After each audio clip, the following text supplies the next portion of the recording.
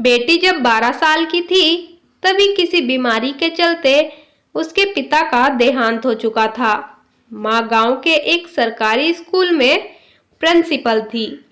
तब से अकेली माँ ने ही बेटी को पाल पोस कर बड़ा किया, अच्छी शिक्षा दी, संस्कार दिए और सिलाई बुनाई से लेकर घर का हर काम सिखाया। माँ का नाम मिसेस मेहता है।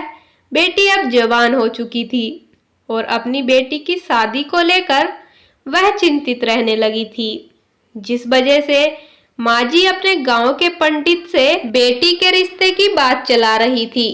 मिसेस मेहता बोली कि पंडित जी, जरा मेरी बेटी के लिए भी एक अच्छा सा रिश्ता बताइए।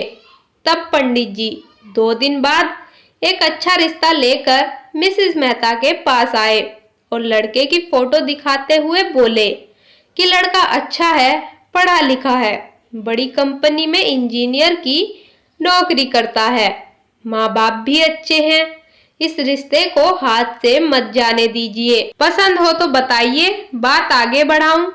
फोटो देखकर और पंडित की बातें सुनकर माँ को रिश्ता और लड़का दोनों सही लगा। लेकिन इससे पहले कि माँ जी इस रिश्ते के लिए हाँ करती, उन्होंने अपनी बेटी को लड़के की फोटो दिखाई और सब कुछ बताया। बेटी को भी लड़का पसंद आ गया और फिर माँ ने इस रिश्ते को हाँ कर दी। उधर पंडित जी बस अपना मतलब देखते हुए ये रिश्ता लगाने के लिए लड़के वालों के घर गए और लड़की की फोटो दिखाई। लड़की के बारे में सब कुछ बताते हुए बोले कि बेटी इस घर का ध्यान रखेगी। लड़की सुंदर थी, इसलिए सबको पसंद भी आ गई। उन्होंने भी रिश्ते को हाँ कर दी। लड़की के घर रिश्ता लेकर लड़की देखने मिसेस सरिता जी अपने बेटे और पति के साथ मिसेस पूनम मेहता जी के घर बताए हुए तारीख और समय के अनुसार दरवाजे पर दस्तक देती हैं। घंटी बजते ही मिसेस पूनम मेहता दरवाजा खोलती हैं और चेहरे पर मुस्कान लिए हाथ जोड़कर आदर सत्कार करते हुए घर के अंदर आने को कहती हैं। इसके बाद उन लोगों को आदर सम्मान से सोफे पर बैठाकर खातिरदारी की जाती है। कुछ देर बाद रिश्ते की बात शुरू हुई। बेटी पढ़ी लिखी है, सुंदर, सुशील, संस्कारी और समझदार है, घर का सारा कामकाज जानती है। बेटी आप सबको कभी निराश नहीं करेगी, बहुत ही आज्ञाकारी है। इतना बोलते हुए लड़की की माँ ने बेटी को आवाज लगाई, अरे बेटी आओ, देखो तुम्हारी होने वाली सासू माँ, पति और ससुर जी आए हैं। बेटी नजरें झुकाए माँ के सामने प्रस्तुत हो जाती है और धीमी सी आवाज में बोलती है, जी। बेटी अपने होने वाले सास ससुर के पैर छूकर नजरें झुकाए माँ के बगल में बैठ जाती है।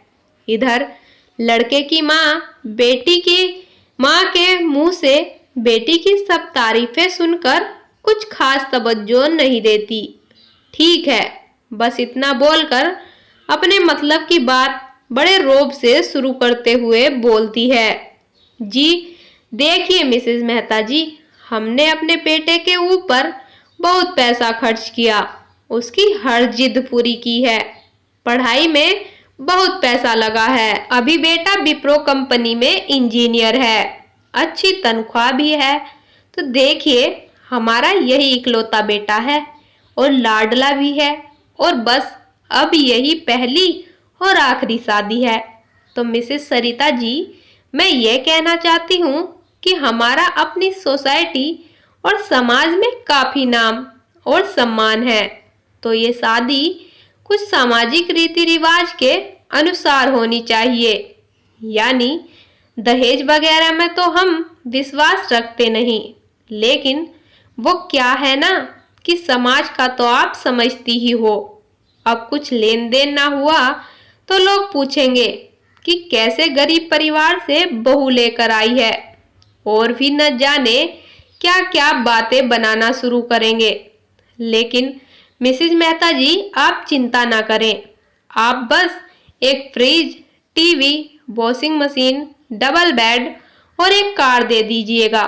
आपकी बेटी को ही आराम रहेगा इन सब सामानों का। बाकी इसके अलावा आप और कुछ जो भी देना चाहें, हमें कोई दिक्कत नहीं है। मिसेस सरिता की सामाजिक रीति रिवाजों की दुहाई देते हुए इतनी लंबी लालच से भरी बातें खत्म होने के बाद कुछ देर तक सन्नाटा पसर गया। मिसेज मेहता बस सरिता जी की तरफ ही देखे जा रही थी और सोचे जा रही थी, कैसे लालची रिश्तेदारों से पाला पड़ा है। मैं किसी भी कीमत पर अपनी फूल सी बच्ची को इन लालची लोगों के घर की बहू नहीं बनाऊंगी। इतने में फिर से मिसेस सरिता बोलती हैं, तो मिसेस मेहता जी, क्या मैं ये रिश्ता पक्का समझूं? ये सुनने के बाद मिसेस मेहता अब अपनी चुप्पी तोड़ते हुए कठोर आवाज में बोलती हैं, रिश्ता? कैसा रिश्ता? रिश्ता है या नीलामी? मिसेस सरिता चौंकते हुए बोलती है, ये आप क्या बोल रही हैं मेहता जी? मेहता जी बोलती हैं, चुप रहिए आप, ठीक बोल रही हूं मैं। और ये अपने सामाजिक रीति रिवाज अपने पास ही रखिए। जैसे आपका बेटा आपके लिए लाडला, वैसे ही हमारी बेटी हमारे लिए लाडली है। मेरी बेटी ग्रेजुएट है, संस्कारी है और स्वावलंबी है। अब ऐसे में हमारी बेटी आपके घर की बहू बनती तो किसका फायदा होता, मेरा या आपका? और उसमें भी आप सामाजिक मर्यादा की चादर ओढ़कर दहेज मांग रही हो। ईश्वर की कृपा से आपका बेटा अच्छी जॉब कर रहा है, तो ये सब तो वो खुद के पैसों से भी ले सकता है।